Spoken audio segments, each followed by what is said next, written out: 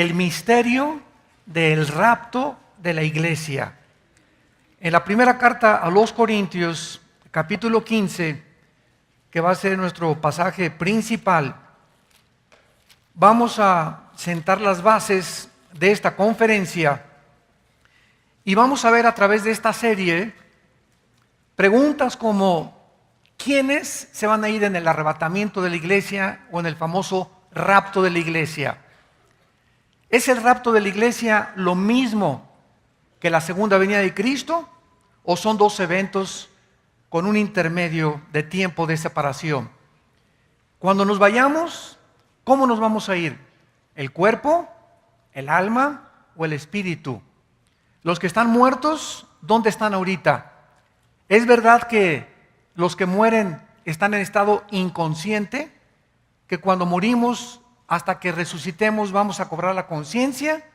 ¿O las personas que murieron ya están conscientes desde el momento que murieron? Vamos a ver también de qué forma el espíritu, el alma y el cuerpo están interconectados y quiénes se encuentran ahorita en el centro de la tierra, qué están haciendo en el centro de la tierra y quiénes se encuentran en el cielo. Y nuestros parientes que han muerto o hermanos en Cristo que están en el cielo ahorita, ¿qué están haciendo en el cielo? ¿Nos están viendo? ¿Están conscientes ellos de lo que está pasando en el mundo? Y cuando venga el arrebatamiento, ¿qué va a suceder aquí en el mundo? Cuando estemos en el milenio, porque lo vamos a ver también eso, ¿verdad? ¿Qué vamos a hacer? Nos vamos a seguir reproduciendo. Cuando nos muramos, mi familia va a ser mi misma familia. Voy a conocer a Fido, mi perro.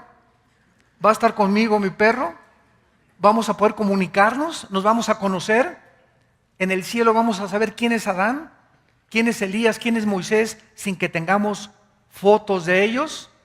Todas estas preguntas las vamos a contestar en esta serie, el misterio del rapto de la iglesia. En la primera carta a los Corintios, capítulo 15, versículos 51 al 53, dice el apóstol Pablo: he aquí os digo un misterio. ¿Por qué un misterio? Porque en el Antiguo Testamento no se había revelado el arrebatamiento de la iglesia. En el Antiguo Testamento no se había revelado tampoco la iglesia. Esta revelación, tanto de la iglesia como del arrebatamiento de la iglesia, o sea que el misterio consistía en que habría un tiempo en el que una generación de cristianos no íbamos a morir. Íbamos a ser transformados de la noche a la mañana. Este misterio es una cosa escondida antes, se la reveló Dios al apóstol Pablo, no a Pedro, no a Juan, no a Santiago, se le reveló al apóstol Pablo.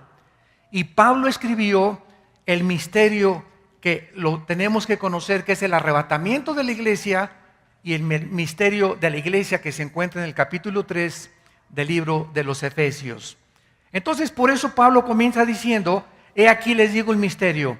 ¿Cuál misterio? Que no todos vamos a dormir, o sea, no todos vamos a morir, pero todos seremos transformados en un átomos.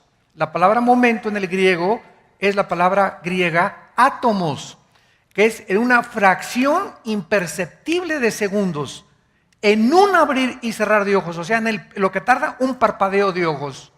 Así de rápido, a la final trompeta, porque se tocará la trompeta y los muertos serán resucitados incorruptibles.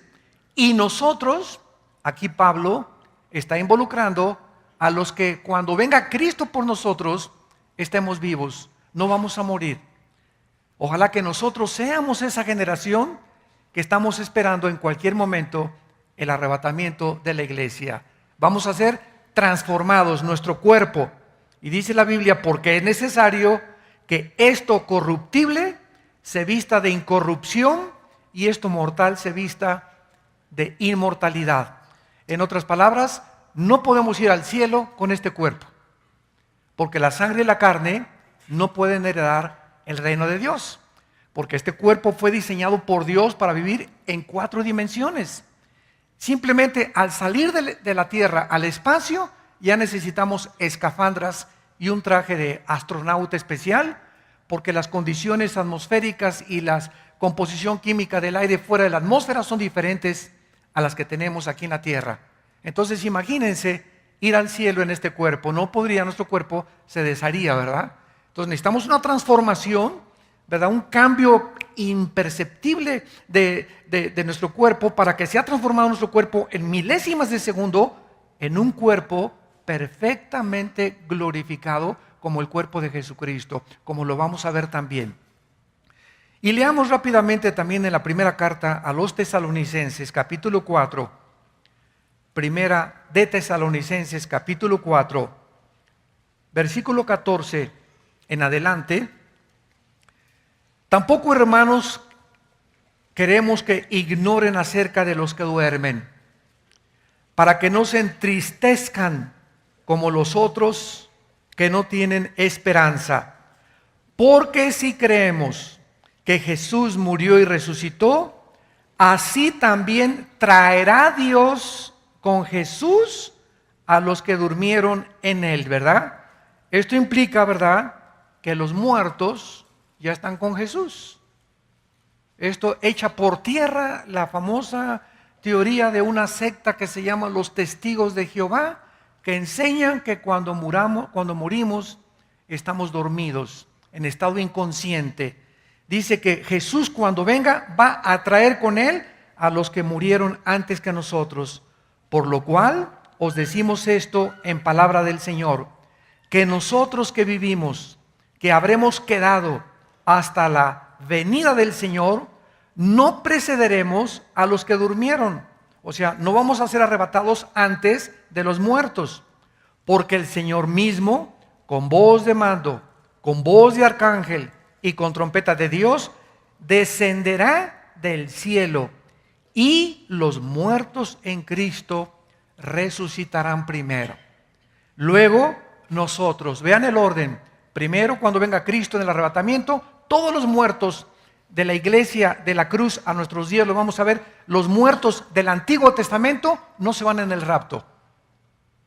Apunta eso, los muertos del Antiguo Testamento van a resucitar hasta después de la tribulación, como lo vamos a ir enseñando. Entonces, en el rapto se van todos los que estamos en Cristo, los que fuimos bautizados en el cuerpo de Cristo por el Espíritu Santo, la iglesia, que no existía en el Antiguo Testamento. Los santos del Antiguo Testamento van a resucitar. Isaías 26, Daniel capítulo 12, el 1 al 3 lo vamos a ver hasta después de la tribulación. Entonces, en el rapto es para todos los cristianos desde Pentecostés hasta el día que Cristo venga por nosotros.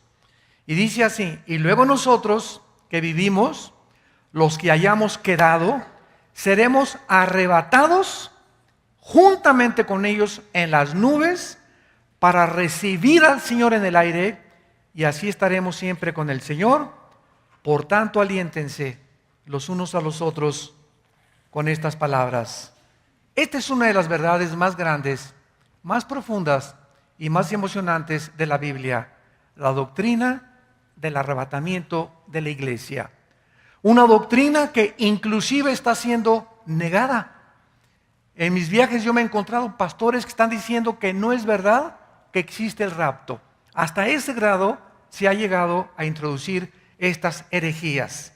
La Biblia dice que millones de personas de repente vamos a desaparecer del mundo, y la mayor parte de los seres humanos que se queden aquí van a quedarse con la baba colgando. Van a preguntarse, ¿verdad?, qué pasó. Los periódicos mañana en la mañana o el día que pase el arrebatamiento, los medios de comunicación, Fox News, CNN, Televisa, ¿verdad?, Televisión Azteca, Telemundo, Univisión, todos los sistemas masivos de comunicación, desaparecieron millones de personas de repente, voltearon millones de personas y ya no está la esposa, ya no está tu esposo, ya no están tus hijos, ya no están los bebés en los hospitales, aviones que se van a estrellar porque los pilotos desaparecieron, grandes accidentes de tránsito en todas las carreteras, porque de repente choferes desaparecieron de sus vehículos, y va a ser un caos internacional. Millones de parejas serán separadas, el incrédulo se quedará, el creyente desaparecerá. Aviones sin pilotos, choferes sin vehículos, niños en sus cunas, gobiernos se quedarán sin cientos de políticos, barcos sin sus capitanes, etcétera, etcétera. ¿Qué es el rapto en primer lugar? Vamos a definir doctrinalmente qué significa el arrebatamiento de la iglesia. Es el próximo evento en el calendario profético de Dios. Lo próximo que va a suceder dentro de las profecías de la Biblia es el arrebatamiento de la iglesia. Dicho de manera simple, es la primera fase de la venida de Cristo y la intersección de dos eventos: la resurrección de los muertos, o sea, los creyentes de la época de la iglesia, y la transformación instantánea de nuestros cuerpos.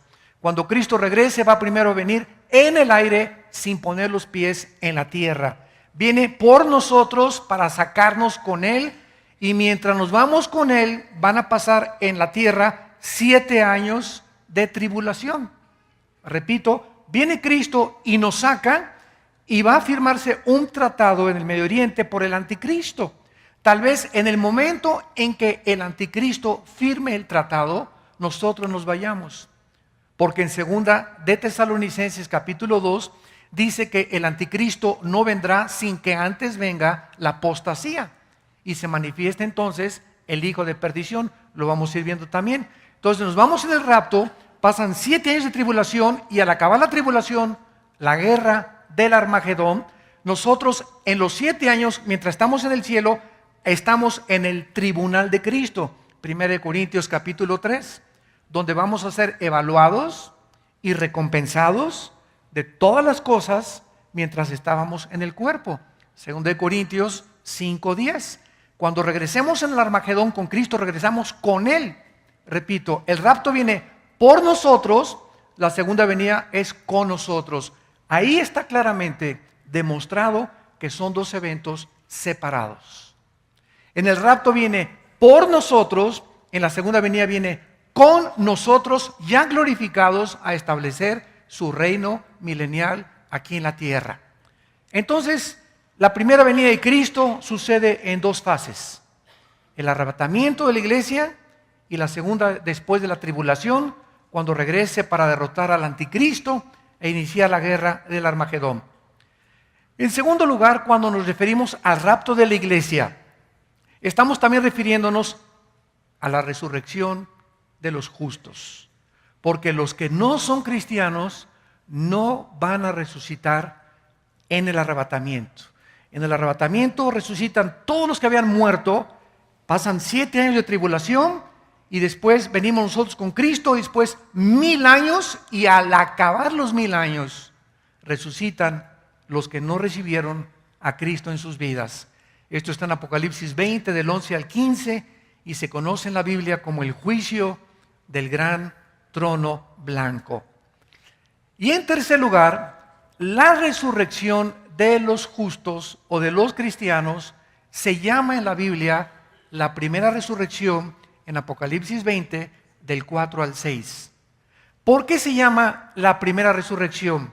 Vayamos a 1 Corintios otra vez, capítulo 15, y veamos esto con detenimiento, porque vamos a demostrar que va a haber muchas resurrecciones, varias resurrecciones.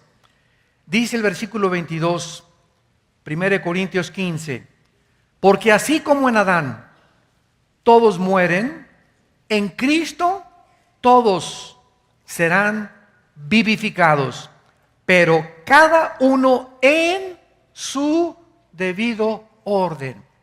Aquí ya está hablando Cristo de un orden de las resurrecciones. Las resurrecciones van a tener un orden. ¿Quién fue el primero que resucitó? Claro, ¿verdad? Porque antes de Cristo resucitó Lázaro, ¿no es verdad? Pero Lázaro volvió a morir. Todos los que resucitaron antes de Cristo volvieron a morir.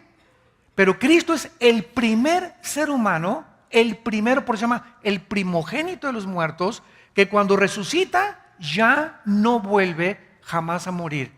Porque se trataba de eso, que con su resurrección venciera la muerte y nos mostrara a todos nosotros que así como Él resucitó, nosotros también viviremos con Él y no volveremos jamás en la eternidad a morir. Entonces dice aquí en Corintios, cada quien en su orden. Cristo, número 1. 2, ¿quién resucitó con Cristo? ¿Se acuerdan que se abrieron las tumbas? ¿Se acuerdan de la resurrección de Cristo? Y muchos que habían muerto resucitaron, ¿verdad? Tal vez entre ellos iba Lázaro también, pero hubo cantidad de santos que resucitaron para cumplir la fiesta de Levítico 23, que se llama la fiesta de las primicias, cuando los sacerdotes entregaban el fruto, ¿verdad? O el pueblo a los sacerdotes, recibían el fruto y recibían una gavilla junto con el fruto. Entonces el fruto es Cristo, el primer fruto entre los muertos, y la gavilla tenía que acompañarlo, que eran los que resucitaron juntamente con Él. Y luego dice el versículo 23, luego los que son de Cristo en su venida. Aquí se está refiriendo, ¿verdad?, ya a nosotros en el arrebatamiento, y luego el fin, cuando entregue el reino de Dios. Muy bien, después de nosotros, ¿quién va a resucitar? Después de nosotros, ¿quién sigue en la resurrección? Bueno, siguen, ¿verdad?, los 144,000. En la tribulación van a resucitar los 144,000. Y ahí ya llevamos 4 resurrecciones. Cristo, las primicias, nosotros y los 144,000. Se ven en Apocalipsis 14 en el cielo, alabando a Dios en el monte Sión. Después de ellos, ¿quién va a resucitar? Los 2 testigos. Apocalipsis capítulo 11. Muchos dicen que es Elías y que es Moisés. Puede ser, puede que no sea, a lo mejor es Enoc y Moisés. Entonces, después viene la resurrección de los 2 testigos, que en Jerusalén los 2 se van a levantar enfrente de toda la gente. Y después de ellos, al final de la tribulación, viene la resurrección de todos los santos del Antiguo Testamento. Qué importante es, santos de Dios, que ustedes tengan esta doctrina y que sepan exactamente, escatológicamente, las profecías de la palabra de Dios.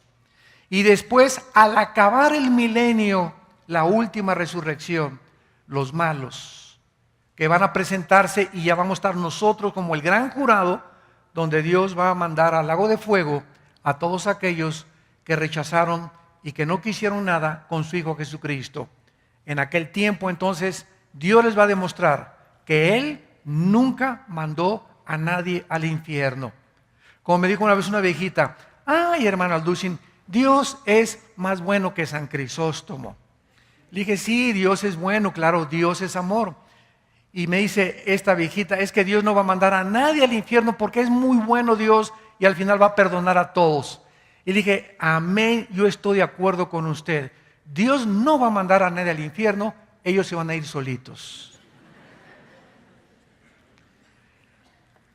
De tal manera amó Dios al mundo que dio a su Hijo unigénito, para que cualquiera de ustedes en esta mañana y los que deben a traer los millones por la televisión no se pierdan. Dios abrió sus brazos en la cruz y dijo, los amo.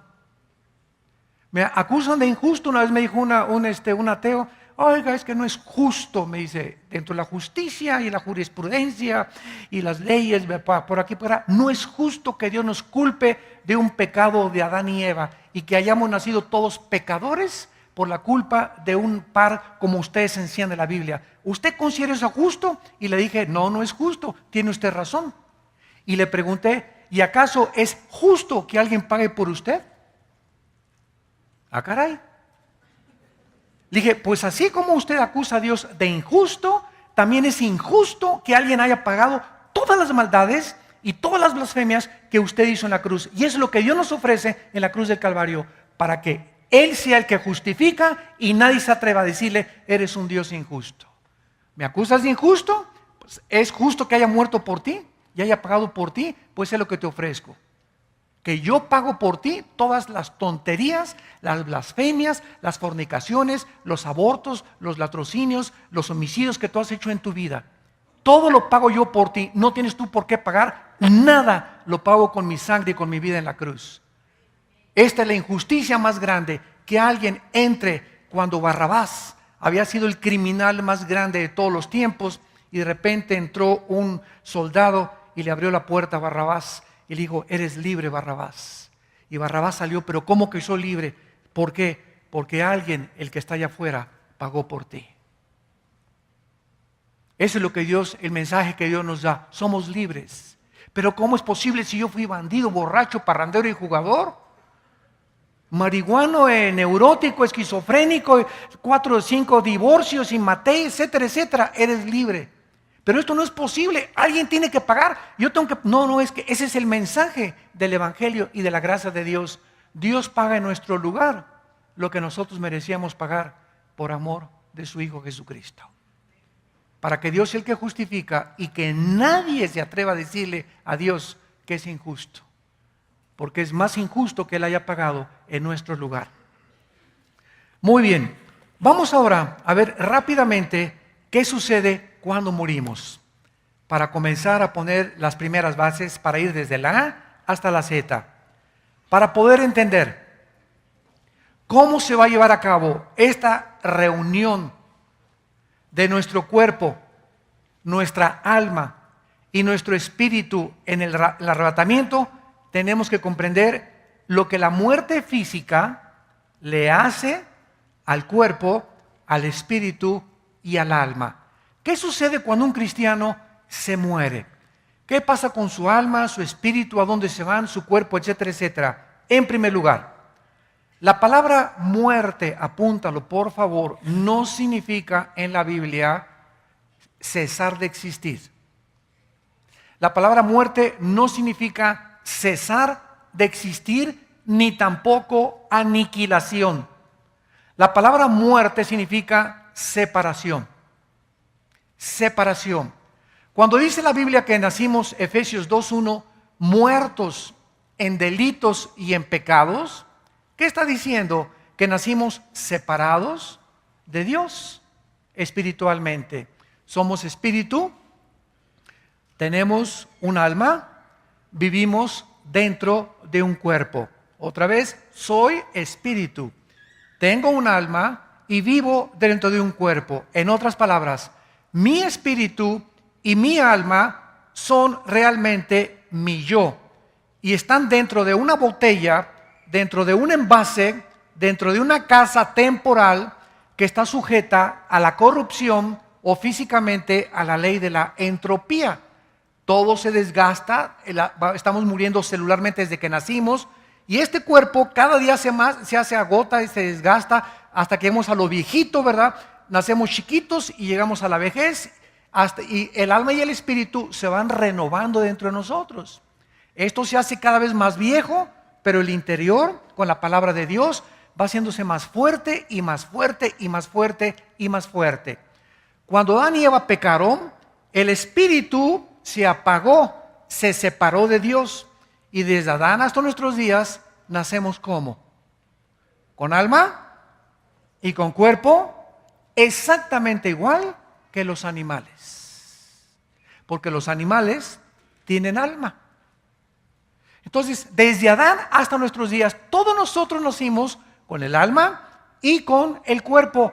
La única diferencia entre nosotros, aún separados de Dios espiritualmente, entre nosotros y los animales, es que aún cuando nacimos separados de Dios, muertos espiritualmente a Dios, Dios puso dentro del alma la conciencia de la eternidad.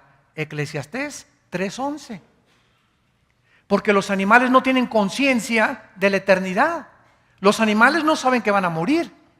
Los animales no tienen conciencia de su existencia, pero nosotros sí la tenemos. Esa es la diferencia entre nosotros y los animales. Cuando Cristo vivía, se acercó a un hombre llamado Nicodemo. Religioso, le decían San Pancracio de Tlanepantla. religioso y cumplía con toda su religión, iba a su iglesia miércoles de ceniza, se iba de rodillas a la villa, etcétera, etcétera. Religiosísimo Nicodemo, como todos los fariseos. Nicodemo se acercó a Cristo con su alma y con su cuerpo. Juan capítulo 3, y le dijo a Cristo: Rabí, sabemos que tú has venido de Dios por las cosas que tú has hecho. Y Cristo lo paró en seco. Ya no lo dejó seguir platicando. Y le dijo: Nicodemo, tienes que nacer de nuevo. Estás muerto, separado de mi Padre espiritualmente. Tu religión es almática y tu religión tú la inventaste. Si tú no naces de nuevo, si tu espíritu no vuelve a resucitar, si no es regenerado tu espíritu, aunque seas persinado, bautizado y católico, protestante, mormón, bautista, presbiteriano, nazareno, amistad cristiana, vida nueva para el mundo, no importa la religión que vayas, mientras tú no nazcas de nuevo, mientras no se regenere tu espíritu por el Espíritu de Dios, no vas a entrar al cielo. Y si tú te mueres con solo tu alma y con tu cuerpo, sin que tu espíritu durante tu vida se haya regenerado, te condenas eternamente. Entonces, Cristo nos trae un mensaje de que necesitamos nacer de nuevo. ¿Qué significa esto? Que cuando entra el Espíritu Santo a nuestra vida, porque el Espíritu es el que vivifica, entra a lo que estaba muerto, al foco, y lo prende. ¿Y quién es un cristiano? Es una persona que ha nacido, que ha vuelto otra vez a resucitar, que comienza a comunicarse con Dios. Porque Dios no es alma, Dios no es cuerpo, Dios es espíritu. Juan 4, 24. Y si quieres comunicarte con Dios, y si quieres adorar a Dios, y si quieres servir a Dios, tiene que ser a través de tu espíritu. Pero naciste muerto. Entonces, como estamos muertos espiritualmente, inventamos las religiones. ¿Qué son las religiones? El esfuerzo o el sustituto del plan de Dios para comunicarse con Dios. ¿Y qué es la religión?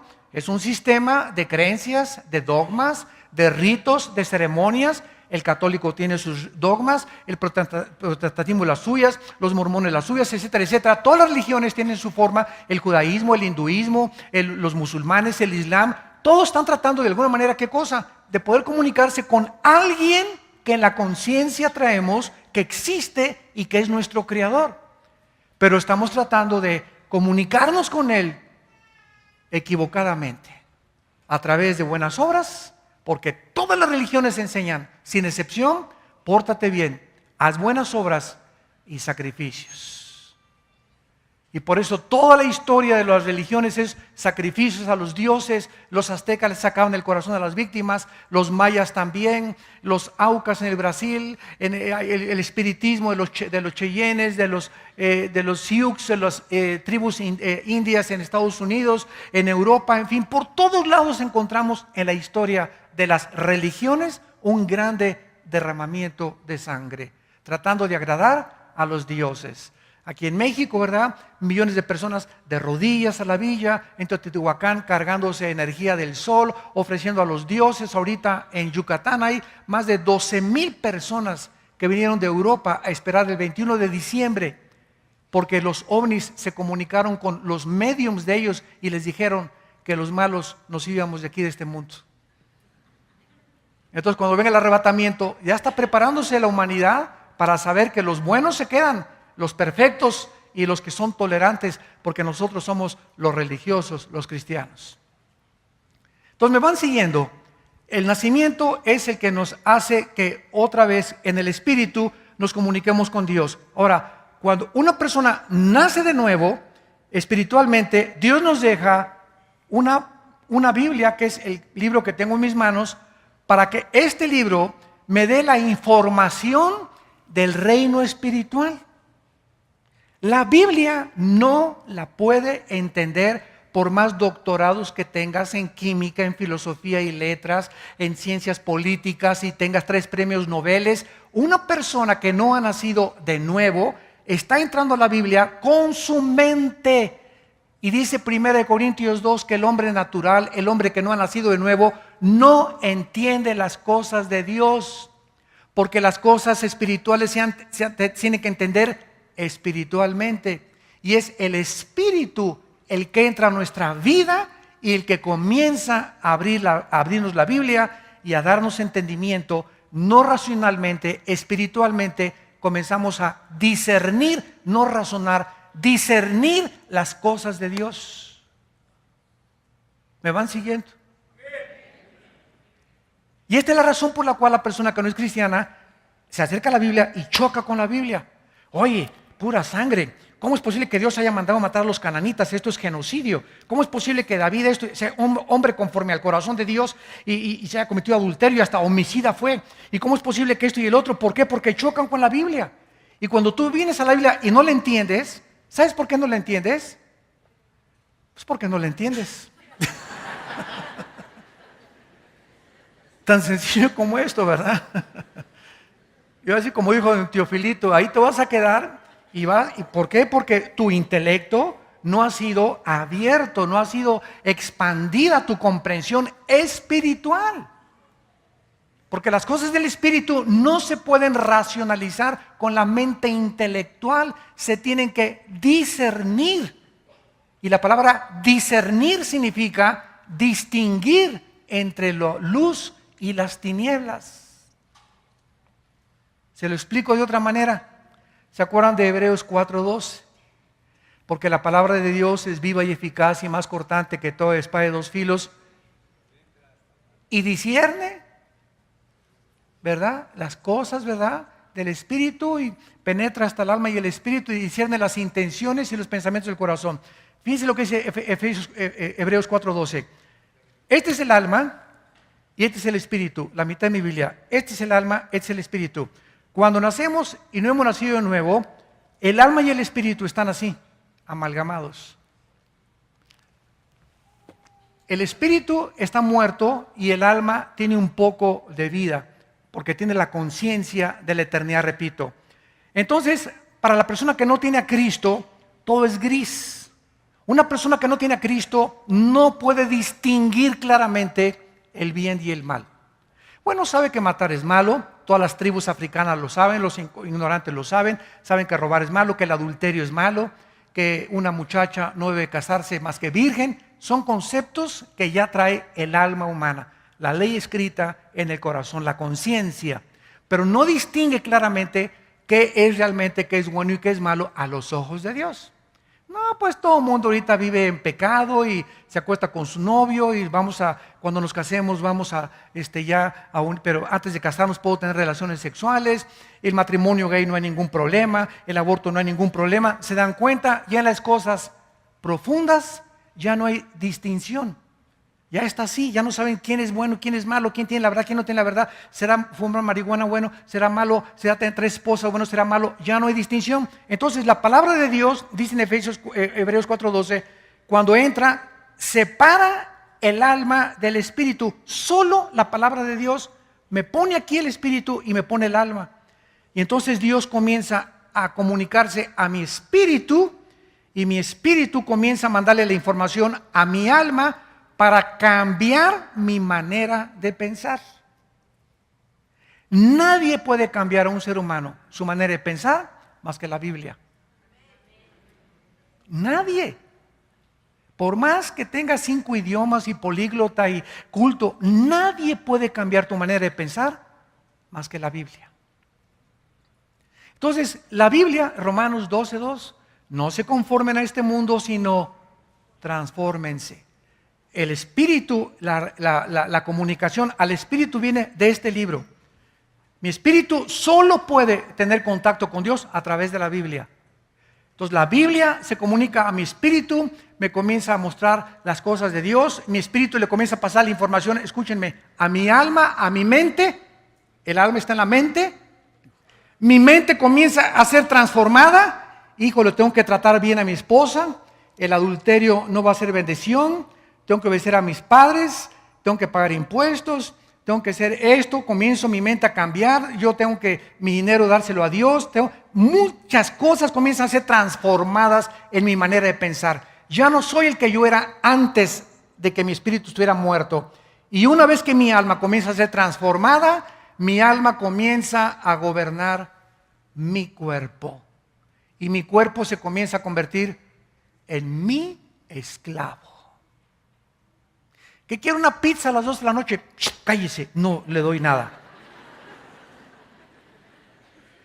Que esa muchacha comienza a relinchar como caballo de las muchachas, ¿verdad? Nada, Señor, ayúdame, ¿verdad? Mi esposa nada más. Y comienzo a decirle a mi cuerpo las pasiones que están dentro de ese cuerpo. Aquí en el cuerpo opera el pecado. Aquí operan los demonios. Los demonios no operan en el espíritu, porque no hay comunión entre el espíritu y las tinieblas. Si hay demonios en tu vida, no están en tu espíritu. Por eso un cristiano no puede ser poseído, porque le pertenecemos a Dios. Pero puede ser influenciado en tu cuerpo y gobernar tu cuerpo y dominar tu cuerpo y crear de la pornografía un hábito, una obsesión, del alcoholismo, de las drogas, del odio, etcétera, etcétera, que infectan a tu alma. Porque cuando el cuerpo no se somete al alma, la mente es infectada. Entonces se dan cuenta cómo es y cómo opera mecánicamente la transformación bíblica del cristiano.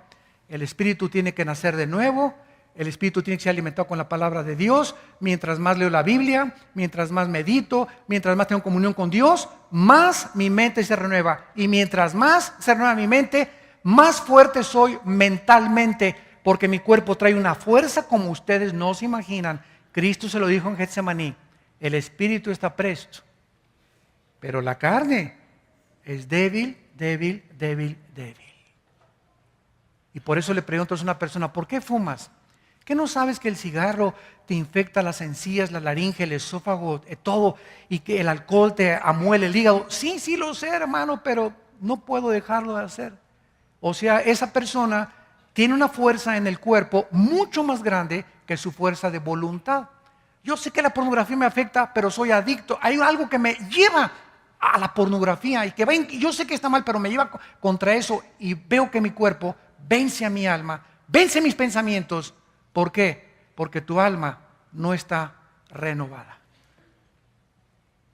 Eres débil mentalmente y la fuerza de voluntad no sirve. Dice en Romanos 8: si por el espíritu vences la carne, vivirás. Muy bien, una vez que hemos comprendido más o menos esto, vamos a ver ahora a continuación, en segundo lugar, en el capítulo 35 del libro del Génesis, la diferencia entre el espíritu y el alma. Hay algunas enseñanzas de algunas iglesias que enseñan la famosa dicotomía, dicodos, que el alma y el espíritu es lo mismo y que son términos intercambiables. ¡Qué gran error! Tanto etimológicamente, la etimología es la rama de la ciencia que estudia la raíz de las palabras. Y saben ustedes que casi todos los lenguajes vienen del latín y del griego. Entonces, cuando estamos una etimología o cuando estamos hablando de palabras, qué importante es definir qué estamos diciendo, ¿verdad? Yo en mis debates que tengo con los ateos o con comunistas o con musulmanes en la televisión, en el radio, siempre me enfrento con lo mismo. Me encuentro con personas que quieren debatir conmigo y están usando términos que ni ellos mismos conocen. Entonces tengo que regresar: oye, ¿qué quieres decirme con lo que tú me estás, con esa palabra que usaste? Entonces, cuando comenzamos a definir los términos, comenzamos ya a aclarar un poco más la comprensión de la mente para poder tener un diálogo más comprensible o más racionalmente contra estas personas. En Génesis 35, en el versículo 18 y en el versículo 29, encontramos, como más adelante en el Nuevo Testamento, muchos más, que el alma y el espíritu son dos entidades totalmente diferentes. Dice así Génesis 35, 18. Aconteció que al salírsele, ¿qué cosa? Apúntalo ahí en tu Biblia. Esa palabra alma es la palabra hebrea Nepesh, así como suena, N-E-P-E-S-H, Nepesh. La letra o las letras SH en el hebreo se pronuncian en hebreo como J. Entonces se pronuncia Nepej. Y los judíos, como los alemanes, ponen mucho énfasis en el no voy a hacer otra cosa, ¿verdad? No se asusten. Nepej. Todos, por ejemplo, dicen Yeshua a Mashiach. Es decir, Jesús el Mesías. Se escribe Mashiach.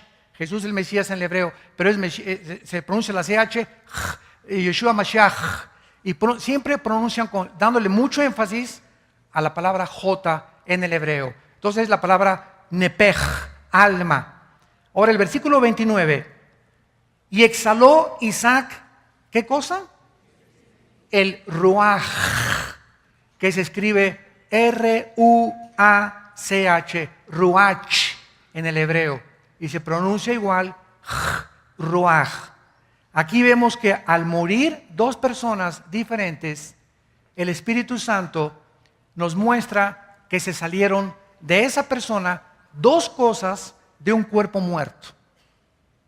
Cuando morimos hay dos cosas que salen de dentro de nosotros. El alma, nepej, y el espíritu, roaj. Estas dos palabras, etimológicamente, que significan dos cosas distintas, nos muestra que son diferentes. Como Hebreos 4:12. La palabra de Dios discierne el alma y el espíritu. 1 Tesalonicenses 5:23, para que todo vuestro ser, espíritu, alma y cuerpo sean guardados irreprensibles en la venida de Cristo. Entonces yo no encuentro, ¿verdad?, ninguna discrepancia o ningún argumento para sostener que el alma y el espíritu son diferentes. Ahora muy bien, ¿cuál es la diferencia? Apúntalo. El alma es el centro de nuestras emociones, sentimientos, la voluntad y el intelecto. Otra vez, el alma es el asiento de las emociones, los sentimientos, la voluntad y el intelecto. Y el espíritu es la parte inmaterial del ser humano a través de la cual conocemos, servimos y adoramos a Dios. Porque Él es espíritu. Otra vez, no se conoce a Dios con el alma, con la mente. Se le conoce en el espíritu. El espíritu le pasa la información a la mente. En segundo lugar, no podemos a Dios servirle a través de nuestras obras muertas, sino a través de nuestro espíritu.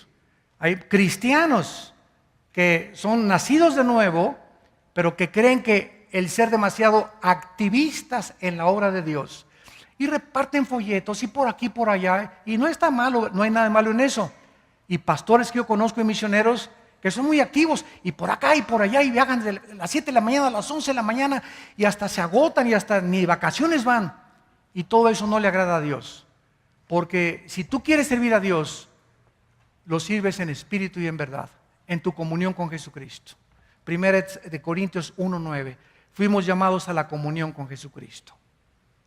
Mientras tú no le des a Dios la prioridad en tu vida, de en las mañanas tener como prioridad tu tiempo con la Biblia y en oración, hagas lo que hagas, puedes hacer iglesias, puedes predicar, mientras no entendamos que servimos a Dios primero a Él en comunión y en oración, no vamos a entender qué es servir a Dios. Yo oí un testimonio hace poco de un pastor en Estados Unidos que Dios le quitó la iglesia. Y dice, me fui con mi esposa a un rancho. Oye, pero yo estoy acostumbrada a la iglesia y a esto y el otro. Y estuvimos 1 año y medio en el rancho, me dice el pastor, dio su testimonio. Y ni prediqué ni nada. Y Señor, le pregunté a Dios, pero yo quiero servirte en el reino y todo. Y hasta que finalmente, después de que se quebrantó y se humilló delante de Dios, el Espíritu Santo le dijo a este pastor, ¿sabes una cosa? Es que yo quería que durante todo ese año y medio no sirvieras a la gente, me sirvieras a mí. Y te encerré en ese rancho 1 año y medio sin hacer nada, ni activismo, ni predicar, ni nada, para que aprendas que tu prioridad en mi vida es servirme a mí. Eso me impactó tremendamente, porque confundimos el activismo con el servir a Dios. Y mientras no tengamos comunión con Dios y no entendamos que mi tiempo más importante es el tiempo que yo paso con la Biblia y es el que Dios evalúa más altamente, todo lo demás que haga no sirve de nada. Acuérdense de Apocalipsis 2, del 1 al 4, la iglesia de Éfeso, ¿se acuerdan? Oye, vengan para acá los de Éfeso, pónganse aquí mis chiquilines. Todos ustedes, y comienza Jesús para que entendamos este concepto. Yo sé que ustedes han sido muy celosos, han sido muy pacientes, han probado lo que son apóstoles y no lo son, se han involucrado en cientos de actividades, y en ese momento, pues todos los cristianos a quienes Cristo se refería podían haber, gracias Señor, sabíamos que nos tenías que reconocer, y de repente Cristo les dice, pero hay un pero, hoy el Señor tiene un pero contra nosotros, ¿cuál será? Quiero decirles que todo eso que han hecho no les sirve de nada, porque han perdido su primer amor.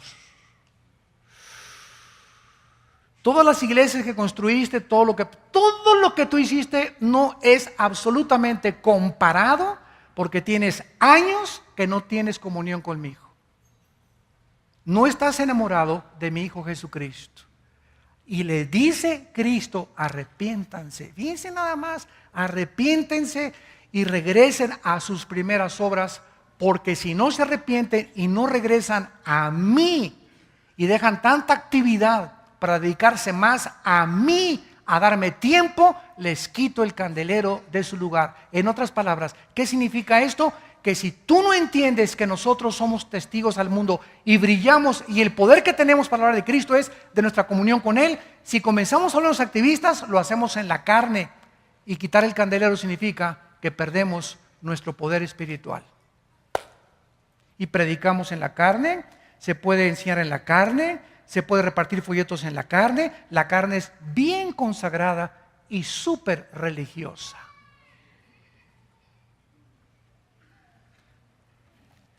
Muy bien, veamos ahora a continuación, ¿verdad? Entonces, que al morir, ¿qué pasa?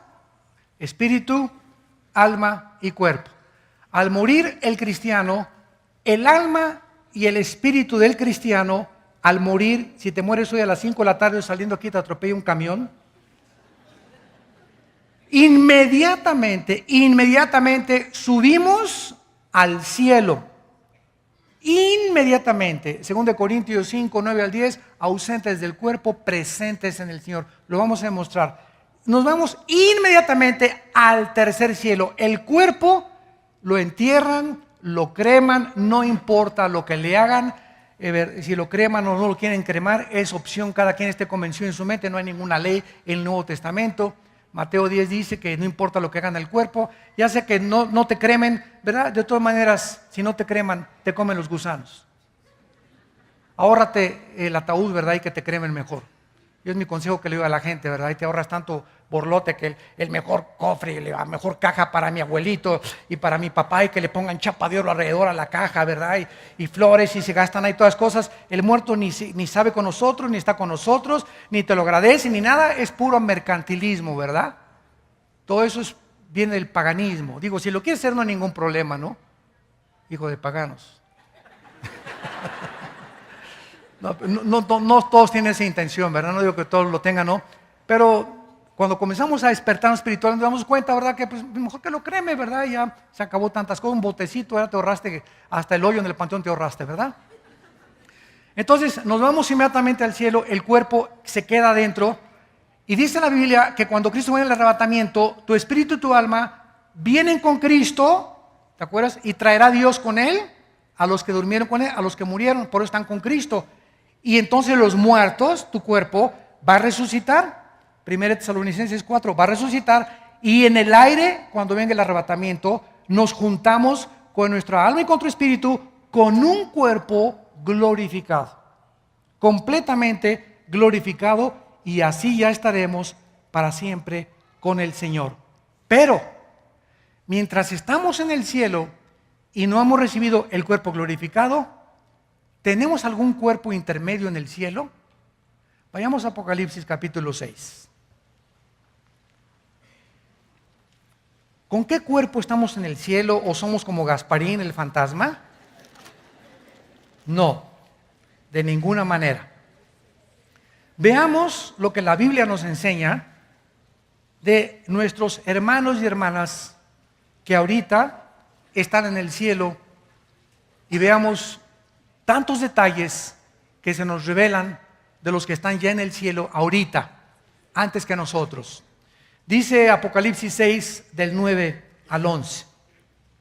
Cuando abrió el quinto sello, vi bajo el altar las almas, o sea, Juan estaba viendo con sus ojos, vio almas, si fueran como Gasparín, incorpóreos, inodoros, transparentes, ¿verdad? No podía ver nada, vio algo y él sabía que eran las almas, o sea, el ego, el yo de estas personas muertas. ¿De quiénes eran? De los que habían sido muertos por causa de la palabra de Dios y por el testimonio que tenían, de los mártires. Ahí Juan vio a los mártires en el cielo y clamaban a gran voz. Estas personas en el cielo tienen cuerdas vocales. En el cielo hay comunicación. Estos muertos no están así, ¿verdad? En un ambiente. No, ¿verdad? Se pueden comunicar y se pueden comunicar con Dios. Y nos damos cuenta entonces que tienen cuerdas vocales.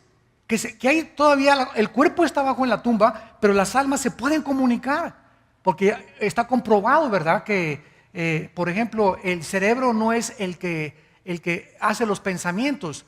Ustedes saben que fue uno de los argumentos más fuertes que yo he encontrado contra el ateísmo.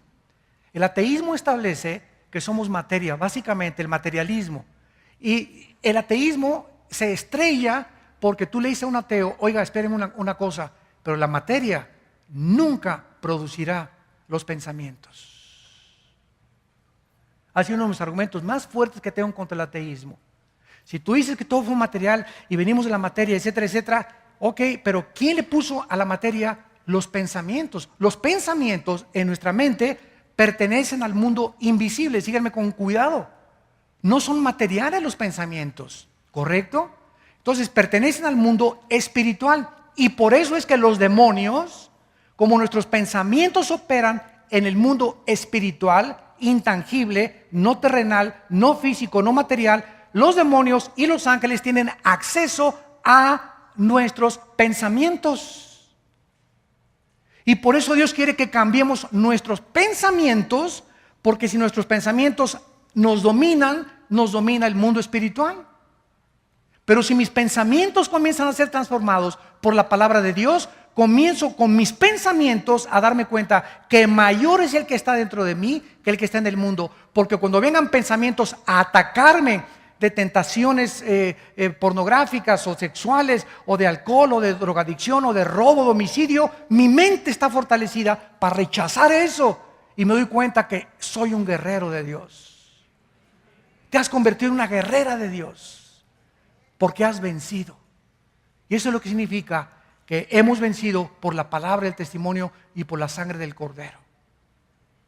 Entonces, los pensamientos pertenecen a otro ámbito que no es el material, señor ateo, con el respeto que se merece. Los pensamientos pertenecen a un mundo que no se puede ver más que a través del Espíritu y de la Biblia. Entonces, en el cielo sigue la comunicación y dice la Biblia a continuación que estas almas no solamente se comunican, sino que también están junto a Dios, porque le están hablando a Dios hasta cuándo y reconocen que Él es el Señor, que Él es santo y que Él es el único verdadero del universo. Y vean ustedes lo que estas almas le están diciendo a Dios en el cielo. Esto es asombroso. Le dicen a Dios en el cielo, Señor, ¿por qué no juzgas y vengas nuestra sangre en los que moran en la tierra? Pregunta, ¿estas almas en el cielo están pidiendo venganza? O, fíjate la importancia de los términos. Es que el juez que me condenó a muerte se quiso vengar de mí. Espérame tantito, pitirijas, cuijas, chijas. El juez y la ley que te condenó a muerte, cuando se ejecuta la pena capital, no es venganza, es vindicación a la sociedad del mal que tú hiciste. Entonces no confundas la venganza con la vindicación. Estas almas no están pidiendo venganza, están pidiendo en el cielo: Señor, ya acaba con tantos crímenes, Padre Santo, acaba con tantas violaciones, con tanto derramamiento de sangre. Oh Dios, ¿cuándo va a ser este momento? Porque ellas saben en el cielo que nos están viendo. Esto significa que nos están viendo y que saben que no ha acabado en el mundo todavía el borlote que tenemos aquí abajo. Y le están diciendo a Dios: ¿hasta cuándo? Dios no puede decirles cuándo, porque las cosas secretas pertenecen a Dios. Entonces Dios no les contesta a estas almas, y simplemente en el cielo se les dice, ¿verdad?, que se les dan vestiduras blancas hasta que esperen todos los que han de ser muertos como ellos. Y entonces sabrán cuándo el tiempo ha llegado. Porque ni el diablo conoce el tiempo final del Señor Jesucristo. Nadie sabe el día y la hora de cuando Cristo acaba con todo, más que Dios. Esto le pertenece a la sola potestad de Dios. Los tiempos cronológicos y los kairos de Dios le pertenecen solamente a Dios. Y dice el versículo 11: y se les dieron vestiduras blancas. O sea, tú no puedes vestir a Gasparín, ¿verdad? O sea, hay un cuerpo intermedio en el cielo, pero esas vestiduras no están vistiendo a un cuerpo glorificado. Hasta que esas almas bajen con Cristo en el arrebatamiento, sus cuerpos resuciten, su ADN. El ADN, el código genético hereditario, el ácido desoxirribonucleico, del cual está formada cada una de nuestras células, billones de células que tenemos en el cuerpo, ahí está escondida toda la información de quiénes somos. Tenemos billones de células y en cada célula está el software de Dios. Señor ateo, ¿quién le puso ese software? Se hizo solo, ni siquiera un chango le contestaría eso. La información, ¿de dónde viene? La información tiene que venir siempre, señor ateo, de una persona inteligente. Si usted se encuentra un CD y lo mete en una computadora, ¿quién le puso esa información al CD? El CD lo agarro y vale 5 centavos el CD, la pura materia, el puro software. Pero ese CD contiene una información, y si lo peso el CD en una báscula, pesa 3 o 4 onzas. Sin embargo, ese CD no vale nada. Lo que vale es la información dentro del CD. ¿Quién puso esa información? ¿El aire? Oiga, aquí hay una información codificada impresionante, que cuando nacemos, las 23 células de mi madre y las 23 células de mi padre, los cromosomas, se juntan y alguien le dice: tú vas a hacer a la semana corazoncito, a las 3 semanas se forma el corazón, comienza a bombear ahorita, esta va a ser la oreja, esta va a ser la piel, esta va a ser el páncreas, este va a ser el sistema digestivo, esta va a ser la piel. Oye, ¿se hizo solo? Aquí hay una información codificada. ¿Quién está dando órdenes a ese cigote para que comience a desarrollarse dentro del vientre de nuestra madre, nuestro ser? Estudia, señor ateo, la formación de un ser humano desde los primeros días hasta el 9º mes que nacemos al mundo. De qué forma tan mecánica y tan consecutiva y tan consistente cada cosa se va formando de una forma perfectamente bien planeada y organizada. Y la orejita ya, y el corazón, y comienza a bombear la sangre y todo eso, ¿verdad? Es como si dijeras: esa fábrica de llantas se hizo sola. Nos damos cuenta que profesando ser sabios nos hicimos necios. Y se les dijo a estas almas que se esperaran a que se completara el número de sus hermanos que iban a morir en el cielo. Así pues, esta palabra dormir, que se usa koimao en el griego, viene de koimetería, que significa cementerio, lugar donde duermen los cuerpos. De ahí viene la palabra cementerio, de la palabra griega koimetería. De ahí viene la palabra dormir. Entonces, cuando dice la Biblia y durmió, significa que el cuerpo es el que está dormido, pero nuestra alma y nuestro espíritu está en el cielo. Oremos. Padre, gracias por tu palabra en esta mañana. Gracias, Señor, porque tu Espíritu Santo nos va a ir abriendo en esta serie, poco a poco, Señor, el entendimiento para ver las maravillas de tu ley. Oh Dios, cuántas cosas escondidas tienes para nosotros, grandes e incomprensibles. Oh profundidad de las riquezas de la sabiduría y el conocimiento de Dios. Porque ¿quién conoció la mente de Dios? Más que el Espíritu que todo lo escudriña.